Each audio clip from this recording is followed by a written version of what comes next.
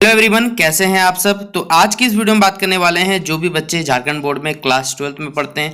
तो क्लास 12 देखिए बायोलॉजी, इस वीडियो में आपको पूरा बायोलॉजी का जो एमसीक्यू है वो कंप्लीट मैं आपको इस वीडियो में सोल्यूशन बताऊंगा। तो आप सभी बच्चे वीडियो के लास्ट तक बने रहिएगा। वीडियो पसंद आए तो वीडियो को लाइक कर दीजिएगा, चैनल पे न्यू आया है तो चैनल सब्सक्राइब करिएगा और साथ में बेल आइकन पे क्लिक करिएगा ताकि इसी प्रकार हर अपडेट आपको हमारे चैनल पर मिलते रहे। जैक बोर्ड जुड़ी हुई केमिस्ट्री का वीडियो हो, चाहे इंग्लिश का हो, चाहे फिजिक्स का हो, चाहे जिस भी आप साइंस बैकग्राउंड से, सारे के सारे वीडियो देखिए चैनल पर अपलोडेड है, आप जाके चेक कर सकते हैं और सारे के सारे अपने जो मॉडल सेट के सॉल्यूशन है वो खुद से एग्जाम की तैयारी कर सकते हैं देख के। ठीक है, तो चलिए वीडियो को हम लोग शुरू करते हैं। देखिए पहला ही सवाल हमारे पास है, टोटल 35 सवाल है, 35 मार्क्स मिलने वाले, एक सवाल के 1 अंक मिलने वाला बेसिकली आपको। तो पहला ही सवाल आपने क्लास 10th में पढ़ा होगा, फादर ऑफ जेनेटिक्स किसे कहा जाता है। और हम जानते हैं जॉन मंडल को कहा जाता है क्या, फादर ऑफ जेनेटिक्स कहा जाता है। इसलिए ऑप्शन नंबर वो क्या हो जाएगा बच्चों, राइट आंसर हो जाएगा। देखिए यहाँ पर हमारे पास which of the following statement is not correct with respect to genetic code. देखिए जेनेटिक कोड से देखिए कौन सा यहाँ पर जो कथन है वो सत्य नहीं है, वो हमें बताना है कि द कोड इज ट्रिपलेट, क्या ये बात सही है, क्या ये बात गलत नहीं, ये बात एकदम सही है।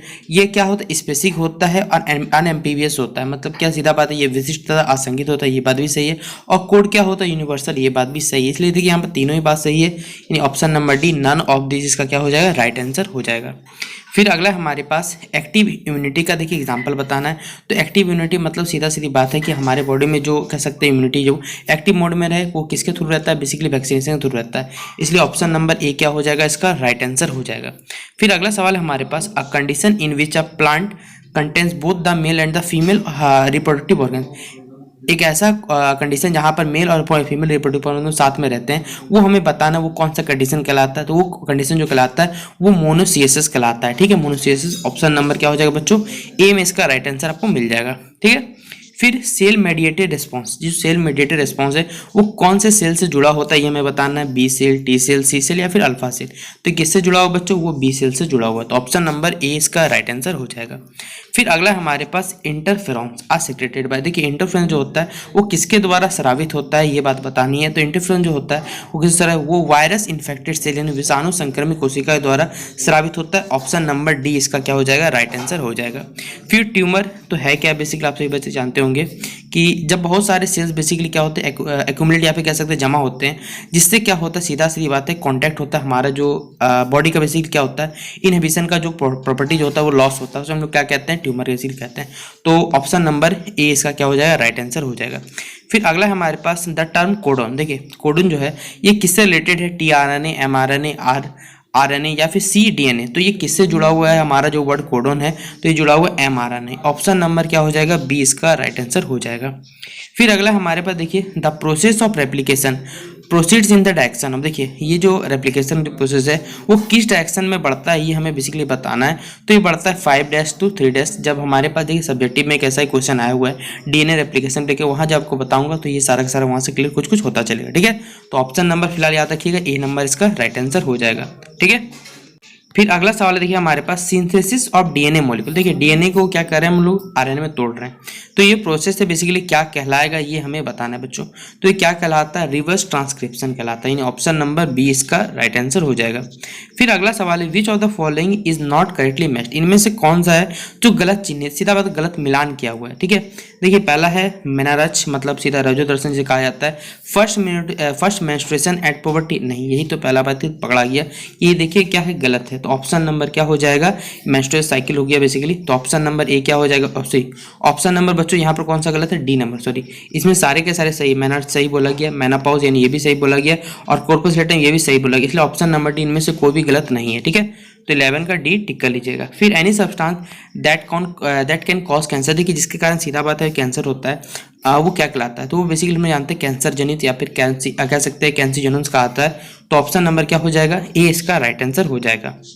फिर अगला 30 नंबर हमारे पास है मोर्गन वर्कडम। देखिए मोर्गन जो होता है वो किस पे बेसिकली काम करता है, तो वो फ्रूट फ्लाई जो फल मक्खी है उस पर काम करता है। ऑप्शन नंबर ए इसका राइट आंसर हो जाएगा। फिर अगला सवाल है 64 कोडन्स मौजूद होते हैं जो जेनेटिक कोड स्ट्रेंथ, क्यों होते हैं मौजूद ये हमें बताना है, क्या कारण है। क्योंकि हम लोग जानते हैं जेनेटिक कोड जो होता है वो ट्रिपलेट के फॉर्म में बेसिकली काम करता है। तो ऑप्शन नंबर क्या हो जाएगा, डी इसका राइट आंसर हो जाएगा। फिर अगला हमारे पास देखिए मेटासिस्टिस ये होता क्या है, इसका मतलब मीनिंग हमें बताना है ये होता क्या है। तो क्या होता है बेसिकली, जहाँ पर कह सकते हैं ट्यूमर का क्या होना, स्प्रेड होना, जो उसका मेन पार्ट है, मतलब जिस ओरिजिन से वो बेसिकली रहता है उससे क्या होता है वो स्प्रेड होता है, फैल जाता है।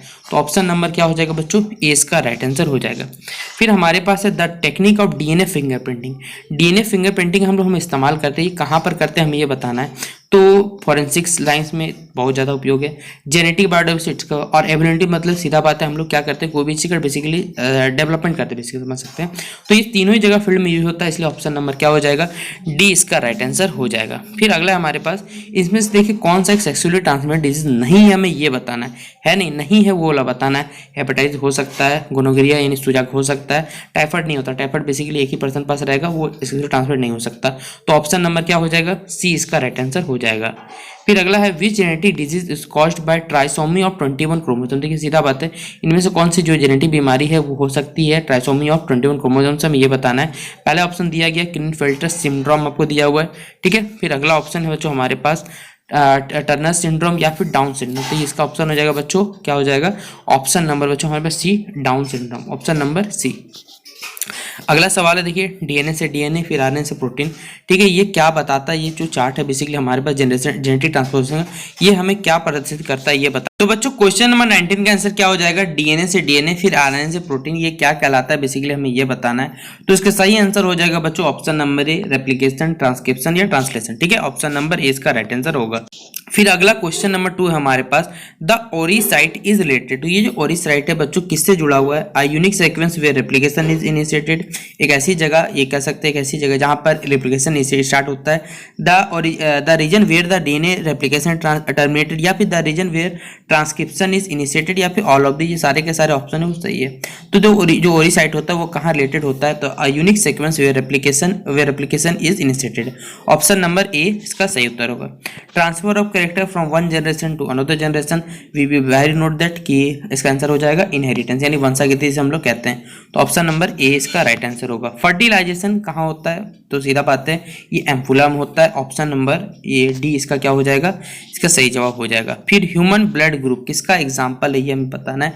तो सीधा बात है ये कोडोमिनेंस का भी एग्जाम्पल है, मल्टीपल एलिज्म का भी उदाहरण है। हम लोग क्लास 10th में अगर आपने पढ़ा होगा तो एलिल पढ़ा होगा, तो उसका ही दोनों के दोनों उदाहरण। तो 23 का सी इसका राइट आंसर हो जाएगा। फिर विच of the following is not, अच्छा विच ऑफ करेक्टिव है। देखिए आपको सीधा बात है क्लास 10 का आप लोग बुक उठा लीजिएगा, अगर मेंडल्स का जो एक्सपेरिमेंट था डायहाइब्रिड के बारे में, मोनोहाइब्रिड के बारे में, दोनों में पढ़ लीजिएगा, वो क्वेश्चन बहुत ज़्यादा इंपॉर्टेंट है। फिनोटाइपिक जीनोटाइपिक रेशियो आपको जरूर पढ़ना है, बहुत सारे सवाल वहाँ से दिए आपको। तो यहाँ पर करेक्टली मैच्ड कौन सा नहीं है, करेक्टली मैच्ड है वो हमें बताना है।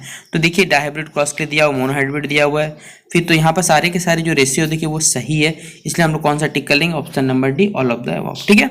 फिर अगला हमारे पास क्रोमोजोनल थ्योरी ऑफ इनहेरिटेंस, जो ये थ्योरी किसके द्वारा दिया गया था, तो ये थ्योरी किसके द्वारा दिया गया बच्चों, सूटॉन एंड बोवरी, ऑप्शन नंबर क्या हो जाएगा, डी इसका राइट आंसर हो जाएगा। फिर द कोडिंग सीक्वेंस और एक्सप्रेस सीक्वेंस इन एमआरएनए, ये जो है कोडिंग सीक्वेंस, ये एमआरएनए में किसके द्वारा डिफाइन किया गया था, ये हमें बताना है। तो इसका राइट आंसर हो जाएगा एक्सॉन्स, ऑप्शन नंबर ए इसका राइट आंसर हो जाएगा। फिर अगला हमारे पास स्नैपड्रैगन एग्जिस्ट, स्नैपड्रैगन जो कहाँ एग्जिस्ट करता है बताना है हमें।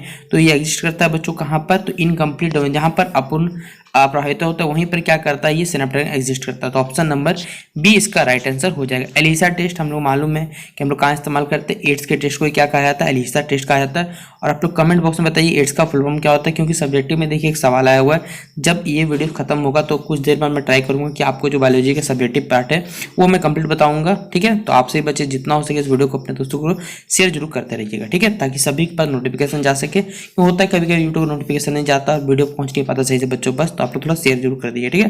तो 28 का क्या हो जाएगा, सी। फिर अगला हमारे पास सिरोसिस, ठीक है, ये किससे रिलेटेड है हमें ये बताना है। तो किससे रिलेटेड है बच्चों, ये रिलेटेड लीवर से यानी यकृत से रिलेटेड, ठीक है। तो ऑप्शन नंबर डी क्या हो जाएगा, इसका राइट आंसर हो जाएगा। फिर अगला है हमारे पास क्रॉसेस बिटवीन, अच्छा एफ ऑफ स्प्रिंग और किसी बात है पेरेंट के जो क्रॉस हम लोग कराएंगे, ये क्या कहलाता है बेसिकली हमें ये बताना। तो हम लोग जानते हैं ये क्या कहलाता है, बैक क्रॉस। ऑप्शन नंबर क्या हो जाएगा, बी इसका राइट आंसर हो जाएगा। फिर the functional unit of inheritance, inheritance देखिए फंक्शनल यूनिट, जैसे हम जानते हैं हमारे बॉडी का बेसिक स्ट्रक्चर क्या है, सेल, उसी तरह इनहेरिटेंस का फंक्शनल यूनिट हमें क्या है ये बताना है, तो वो क्या है, जीन। ऑप्शन नंबर क्या हो जाएगा, ए इसका राइट आंसर हो जाएगा। फिर अगला हमारे पास in DNA molecule which of the bond is found, देखिए डीएनए मॉलिक्यूल बेसिकली कौन सा बॉन्ड फॉर्मेशन होता है नाइट्रोजनेशन बेसिस के बीच में, ये हमें बताना है। और ये सवाल बहुत ज्यादा इंपॉर्टेंट है, याद रखिएगा, हाइड्रोजन बॉन्ड। ऑप्शन नंबर क्या हो जाएगा, सी इसका सही जवाब हो जाएगा। और आप लोग बताइएगा फॉस्फोडाइस्टर बॉन्ड कहाँ बनता है। चलिए आप लोगों के लिए सवाल दिया बरा। फिर अगला हमारे पास the unwinding of DNA is catalysed by, ये किसके द्वारा कैटेलाइज्ड किया गया था ये हमें बताना है, तो ये हो जाएगा हेलिकेसेस। ठीक है, ऑप्शन नंबर ए इसका राइट आंसर हो जाएगा। फिर अगला हमारे पास सेंट्रल ड्रग रिसर्च इंस्टीट्यूट यानी CDRI कहाँ लोकेटेड है, तो ये कहाँ लोकेटेड है बच्चों, वो है लखनऊ। ऑप्शन नंबर सी इसका राइट आंसर हो जाएगा। जीनोम जो वर्ड है बेसिकली ये क्या रेफर करता है ये हमें बताना, तो हम जानते हैं कि the complete set of chromosome जो हम लोग इनहेरिटेड करते हैं from one parent to another, ये क्या कहलाता है, तो जीनोम कहलाता है। जीनोम सीक्वेंस से कह सकते हैं आप लोग। तो 35 का क्या हो जाएगा बच्चों, बी इसका राइट आंसर हो जाएगा। ठीक है, तो ये थे हमारे मॉडल सेट के 35 ऑब्जेक्टिव क्वेश्चन जो मैंने आपसे बच्चों को बता दिए। आशा करता हूँ कि आपको ये वीडियो अभी तक पसंद आया होगा। सब्जेक्टिव पार्ट देखिए, इसके नेक्स्ट वीडियो में आपको कल या फिर आज शाम तक आपको कंप्लीट करा दिया जाएगा सब्जेक्टिव वाला भी। तो आपसे बच्चे जितना हो सके अपने दोस्तों को शेयर जरूर कर दीजिएगा जो भी बायोलॉजी सब्जेक्ट रखें, या फिर देखिए पूरे चैनल को शेयर कर दीजिएगा ताकि सारे के सारे साइंस के मॉडल सेट आपको हमारे चैनल पे मिल जाएगा अवेलेबल। आप जाकर वीडियो को देख सकते हैं और अपने अपने एग्जाम की तैयारी कर सकते हैं। ठीक है, तो फिलहाल इस वीडियो यहीं पे रखते समाप्त करते हैं। आशा करूंगा कि वीडियो पसंद आया। वीडियो पसंद आया तो शेयर करने में कमजोरी मत करिएगा। चलिए bye, best of luck for आप सभी एग्जाम के लिए।